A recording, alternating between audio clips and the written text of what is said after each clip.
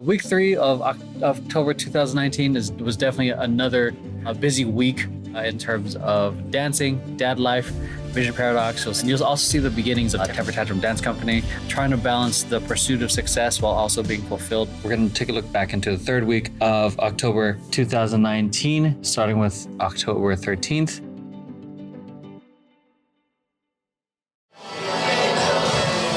All right, so today is, what is today? What's the occasion today? Today it's the kids ministry who's going to be singing for our congregation. Jordan's going to be part of it. So excited. All right, yeah, so Jordan's going to be singing today. Any opportunity to film Jordan performing, I'm going to take it. I think one of the things that I really took pride in when they lived here is I wanted to be there as much as possible for any of the events that he did, whether it was choir, whether it was his theater class. Even now, when they're over there in Arizona, I want to be there as much as possible for his games or any sort of those events, because as small as they are, it's a big deal when your parents show up for you. I personally am not a religious person. I grew up in the Catholic Church, but I have my reservations when it comes to religion. But this group and this particular community actually made me feel really comfortable with the idea of my son being there. Albeit like Steph and her family, or they're already going there, but I didn't feel like any sort of red flags popped up, especially when I attended any of the events. What is this? But this actually, we took out that mirror on that side. I think one of the things that I think I've definitely improved on throughout the years is keeping the shot steady, because I felt like I was just like, I want to film here, I want to film here, I want to film here, and I only got like a second of actually decent shots. My previous editors would tell me it drove them crazy. This is where Temper Tantrum held the earlier rehearsals. I don't know what the heck these are, like just some sort of generators. Those were new. Those things took up so much room. So yeah, what we were preparing for here was exhibition lights. And I think this is my second go at running another team again, or another project, because I still consider it a project, but everyone wanted it to be a team. Wow, there's a lot of faces here that were in the start of Temper Tantrum that unfortunately couldn't commit either work, personal things, but it's kind of crazy. And also it's kind of crazy seeing the people who were there in the beginning still be here now, and they've been part of the journey for so long. All right, so we got another fucker joining us. What's your name? Chris. Boscos. Tabasco sauce. No, that part we learned is for the closer. Huh? 5, 6, 7, Okay, so I appreciate you guys being here. Let's get started. If you guys don't know anyone, say hi. I think that's one of the things that I had brought into, I guess, this project or Temper Tantrum that I took from leading another company is the fact that people just come and go. No one's ever going to be as passionate as you about the thing you're chasing, because it's your thing, not theirs. They'll be in it for the ride for a little bit. Some people are legit ride or die, but that's, I think, few and far between, in my opinion. Or unless you've cultivated one hell of a culture, then people are going to stick it through no matter what. It sucks. It sucks to see them go, but it's also nice to see them grow. Audience right here. I'm letting you know now, there's only one entranceway. There's no back cross path at all.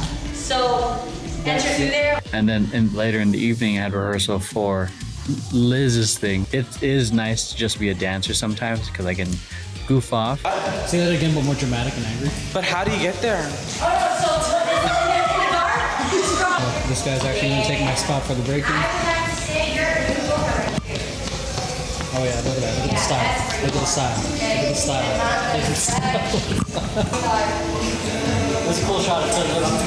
I can just practice. I can just connect with the other dancers. I don't have to think about the bigger picture of the choreography, creating choreography, staging. I just do what I need to do. All right, what's going on, ladies and gentlemen? This week is pretty busy. I haven't done a week vlog in a while. I honestly don't know how I've been editing the vlogs up to this point because I'm barely finished up October 2018 and I'm still doing a lot of catch up on that. Man, at that time I was backlogged 2018, man. I'm backlogged since 2019. It's 2024 now. Pretty busy week. Last night I had like 4.5 hours, maybe 5 hours worth of meetings with the team, with a client, and then with my business partner about an upcoming project. This morning I've been working on creating content, creating some test edits for another prospect as well. I was definitely gung-ho on just building VP, just getting client meetings, doing as much as possible to grow the company, because I think I was pretty convinced that I was eventually going to leave dance. But right now I'm actually going to be heading over to meet up with another prospect. So off to the meeting. Hey Kevin, it's me, Emeroy. I'm around about half a mile out and my tire just blew out. Took a look at it, I think it might be worse than the tire. So I'm actually gonna get towed back right now. I was calling to see if we can somehow reschedule.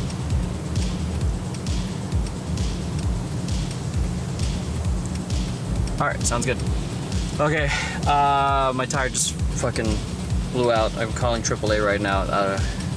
I'm honestly just stressed. All right, so what happened pretty much is the wheel, I think the chassis, I don't know, like car parts, it literally just flew off. Like not flew off, but it just not holding anymore. I'm pretty sure that's gonna be a pretty expensive fix. Which I'm kind of annoyed at because fuck, you know?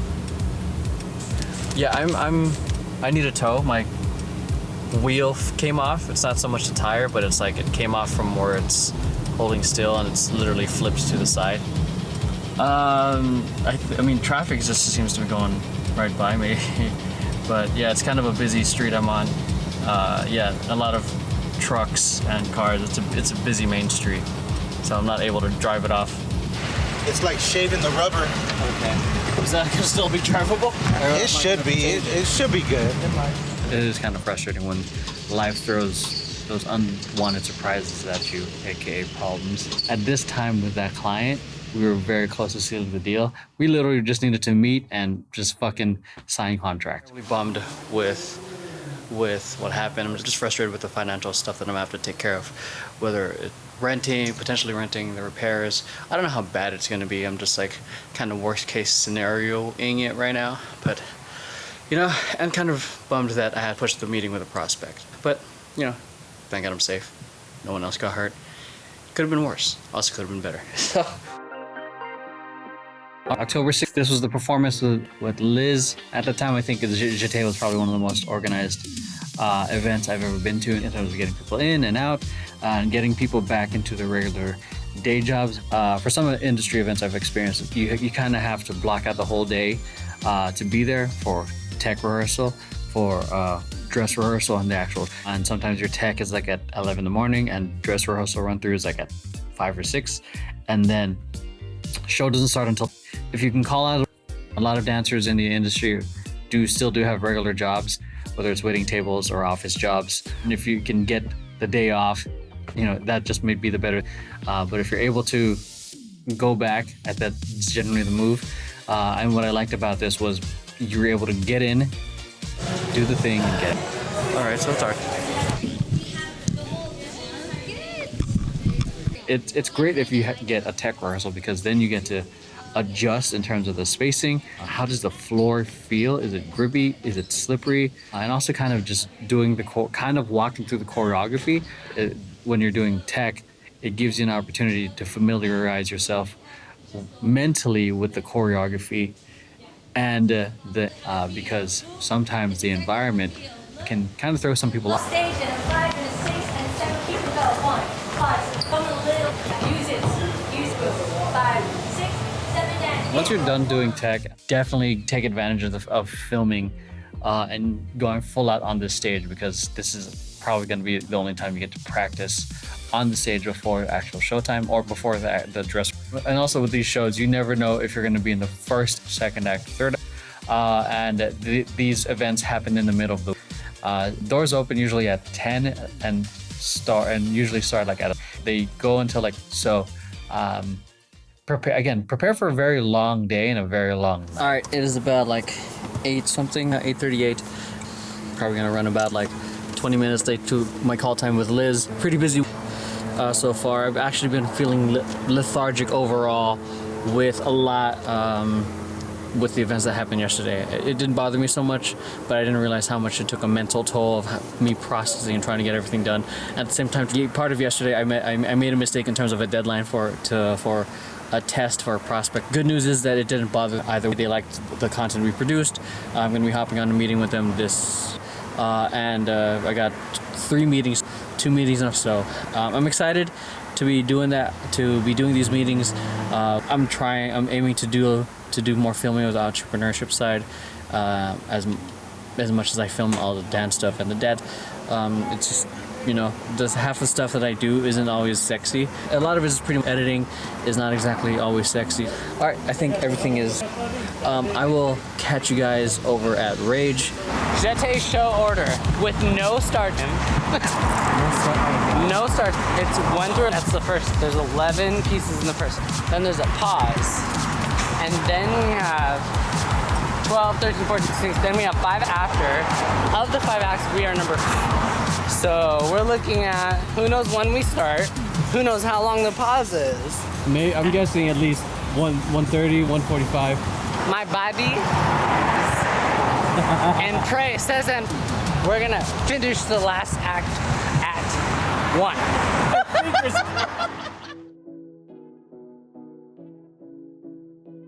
The way they presented it back then was so different from how they now. This one kind of has a, I almost want to say burlesque-ish feel, or a very much more classical. But at the time, this is a very, I almost want to say runway kind of stage, but it was also very intimate. It easily packed the whole club and sold out the whole show because it was smaller, more intimate. You would literally see like any sort of casting directors or anyone, choreographers, like literally right in front of you when you're at a very intimate show with a lot of heavy hitters in it.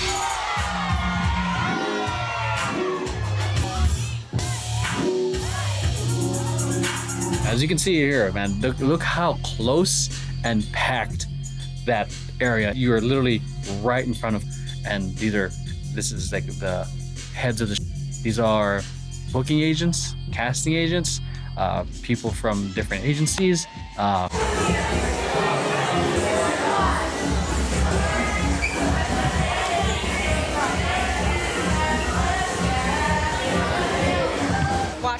Okay, it's gonna be a beauty tutorial.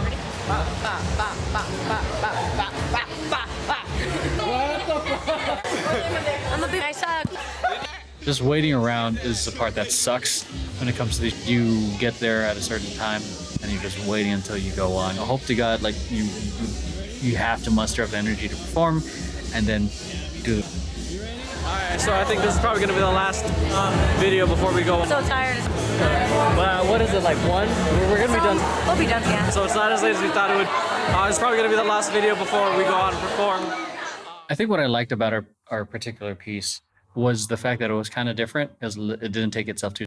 A lot of the stuff I usually see are very like hip hop, swag, or sexy, fierce, or hip hop or R&B kind of vibes. But I like it when there's something that kind of stands out conceptually or stylistically.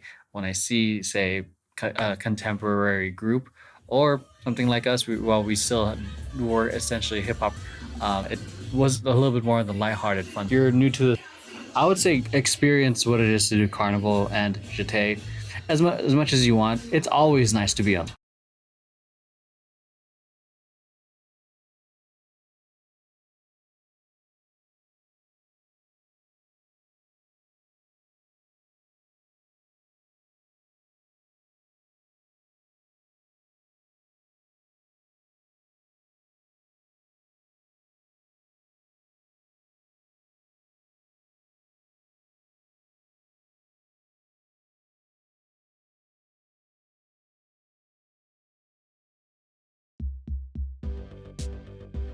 October 17th, meeting with Rob.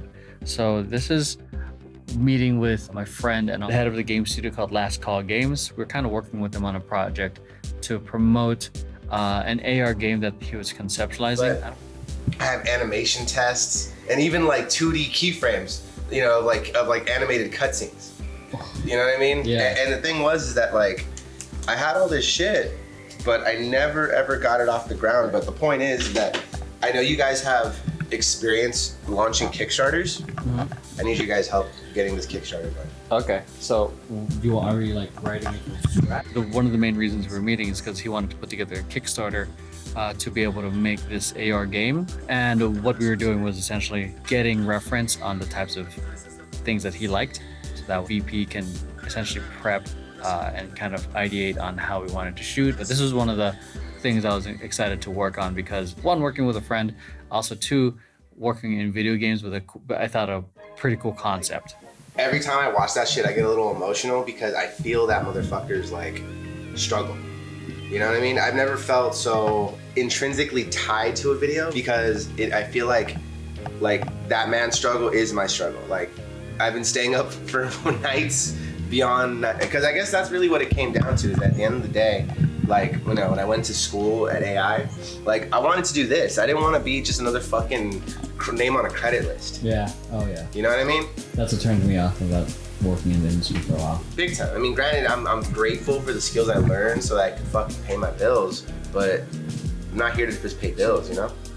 And so that's it, bro. Like, I really feel like... The project was called Proxy. There was multiple aspects about this game that he already made. He had a comic book, he had a test demo. I think he was trying to push the comic book out, or he would include the comic book out as part of the Kickstarter, but I honestly don't remember. One of the cool things about the comic book portion was that it was also an AR experience. So if you pointed your phone at a certain page, it would reveal a 3D asset or a scene from the comic book. Go to our characters. So there's... What the fuck? Get out of here. That is dope. So not only that, right? But you take a look at individual pages from the book. Like I can create... Whoa. And at the end of the comic book, you would actually see the trailer of the game. All right, so there's the final page, right? Support us on Kickstarter, right? We were working towards that. All right, watch this. We better go. I hope you have enough bullets left. Over here. Also, you can move the camera as it's... Oh, what? Let's watch this. That is sick. But it's cool seeing the original gameplay footage. We needed access to it to be able to make the trailer. I honestly would still love to work in video games. I stepped away from the video game industry a long time ago, but I would still like to get back and involved somehow.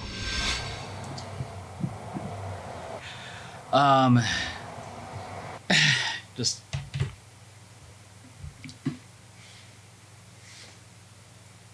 I guess right now I'm just feeling the pressure of a lot of things that are just coming, and it feels like there are super exciting opportunities, but also there's other things that I gotta handle and things on top of that. And right now I just feel like I'm overwhelmed. I feel overwhelmed with a lot of it, and I don't know. It's kind of taking a mental toll and kind of affecting my performance. I feel like, you know, this feeling is familiar of just being in a funk, and it's just frustrating being in it. And then because output in terms of getting shit done is a lot slower compared to days where I'm just killing it. Just keep moving forward, take things one step at a time. Take things one step at a time. Be patient. For me, really being patient with myself. That not everything is a life or death situation. Doesn't have to be handled immediately. It doesn't have to be handled. It doesn't have to be handled immediately. It just feels like I have to, because there's deadlines.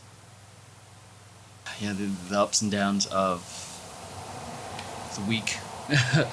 You know, you see the excitement of me going through some stuff, and then the excitement's getting to perform, and meetings and all this other stuff, and then I'm trying to rally myself right now, but it's just really, honestly, really difficult to pull myself forward right now. So I think I really need some help. It's very interesting looking back at it now because I'm not too sure what was bothering me. I think part of it is also in the middle of trying to do all these things of dancing and client meetings and taking on clients. I also needed to be able to do output in terms of producing content, in terms of creating stuff. So that kind of is still kind of an existent thing. I think I would like to say I've gotten some sort of format-ish down. It's no different, to be honest. There are days where it's just like I'm not fucking doing enough output, and that's the main thing that matters to me. At least, I don't know. This is how I've kind of gamified things.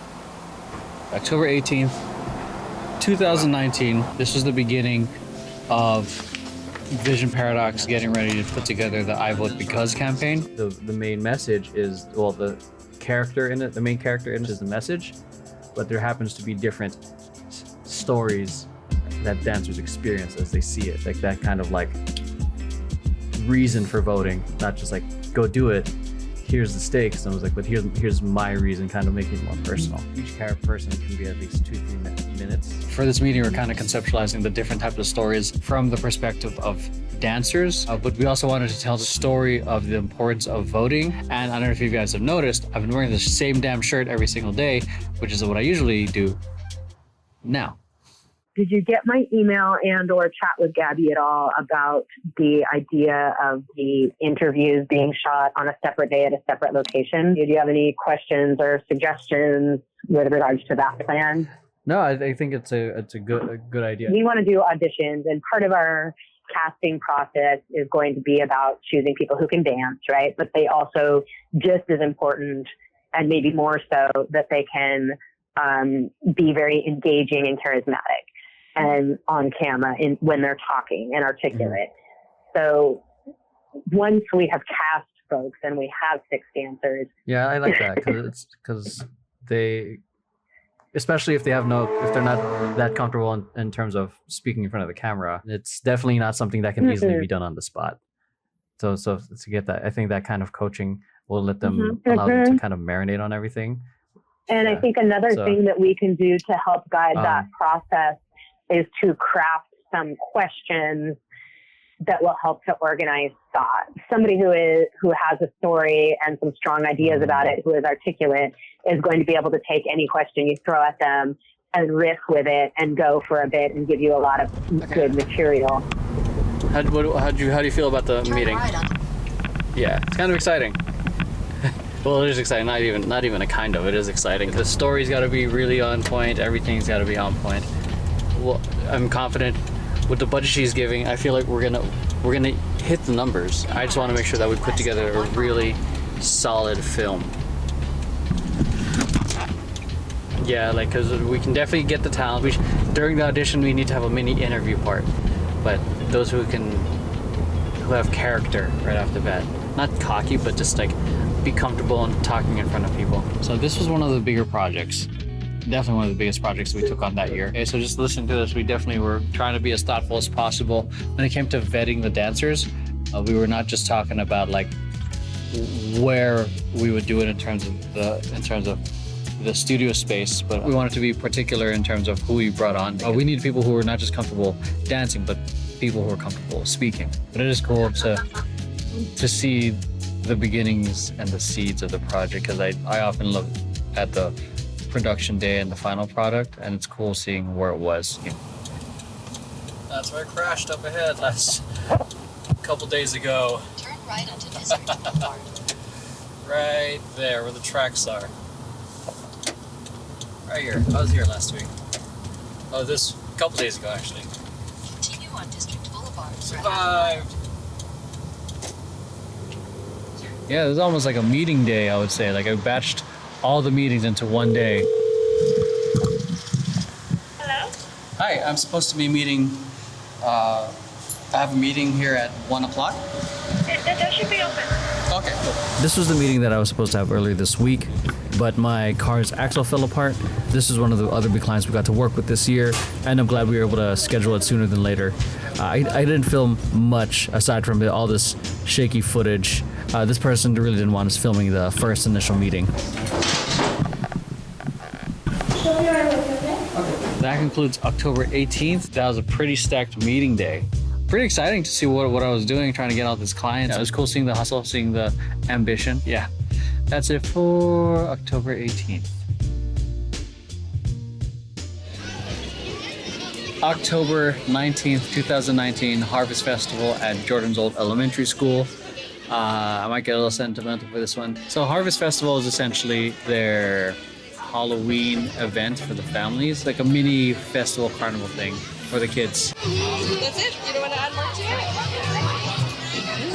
No? You're done? Okay.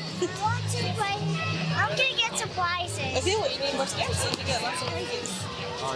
This is exactly why I do the whole vlogging thing, so I can like be able to recall these memories with more accuracy than just a memory, because our brains only have a version of the event, but this one kind of allows us to kind of re-experience it. It adds depth and richness to your memories, in my opinion. I don't vlog just so I can like try to teach something or whatever. I do this because I want to create an archive of memories and at least do that through some storytelling. Say something interesting. Something interesting. Can't do alike. You have to look for different. Yes. Remember last year his was all the eyeballs? Yeah. This one's like kind of like a pretty one. It's like the flower in the hair and the feather in the hair. It's like a... He chose one that has little spots. Jordan's a baseball player now, but you can definitely see like the remnants of that.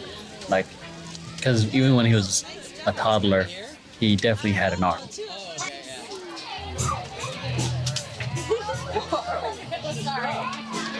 One thing that's definitely true, as I see it, Jordan play some of the games, is he's one hell of a competitor. He gets pretty competitive. He likely gets it from me and his mom. Him and I were both competitive dancers, and me and his mom used to never talk to each other in class because we wanted to see who would get selects in the groups. But he's got that competitive gene. But he's like more like the low-key competitor. Like he's not in your face yelling competitor. He's just like, just watch me. Number 5. Hey, Ella. Number 2. You want to take my spot?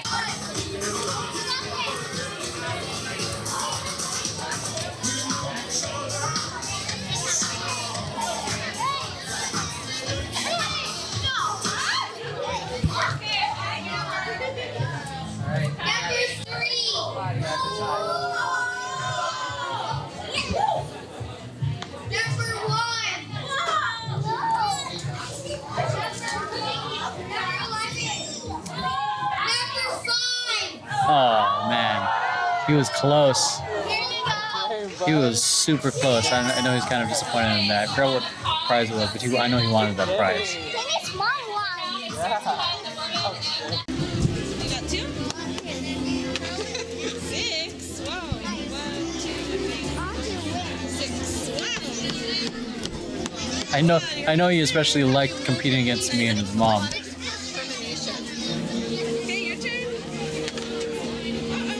Look at that. He wants that W. Alright,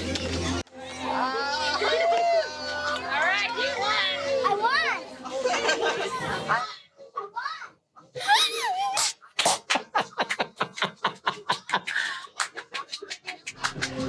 What's up? Oh my gosh. How'd you get so many? 1, 2, 3, 4, 7. Oh my gosh. Look, you only have 5 more spaces. Are you gonna fill it up? Don't take it off. Are you gonna go do... One thing to add to this is he is very much a completionist as well. He does that with RPG games, which makes sense why he's trying to complete this quest here. At this point, we're just kind of, Steph and I, we're just chilling, and Jordan was kind of just running off, playing games near us. He was still in eyesight. I think at that point, we were also trying to let him start practicing his own little bit of independence. but definitely in eyesight, so that way he can get comfortable being by himself. Steph and I are definitely on the same page of getting him being independent, being his own person. Here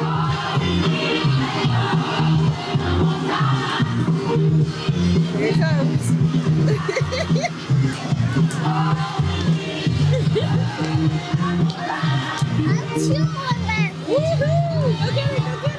I think the coolest part about being a parent is seeing this person come into their own, learn how like find their own personality, find their own interests, separate from you, having them find their own identity, also experience the highs and the lows of what it is to grow up. I anticipate that there's going to be a lot more, especially as he enters adolescence. Moments like this happen in such a blink of an eye. It happens so fast, even though the day and hours may feel long. And that's why I want to capture it as much as possible. I think for me, it's still how I like to think. I somehow cheat time by capturing it. So that way I can always go back to it and cherish it. And then the vlogs are essentially just my version of the story.